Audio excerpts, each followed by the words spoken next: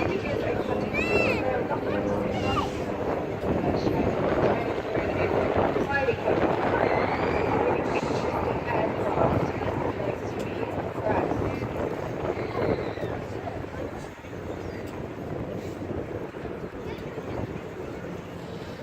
Tony's flown this aircraft since 2001, but one 2-year refurbishment in the last 2 years.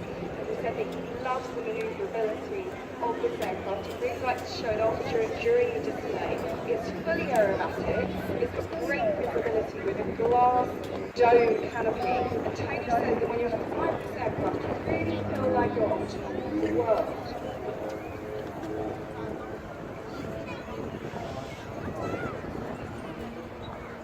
There's some pretty luminous orange markings on the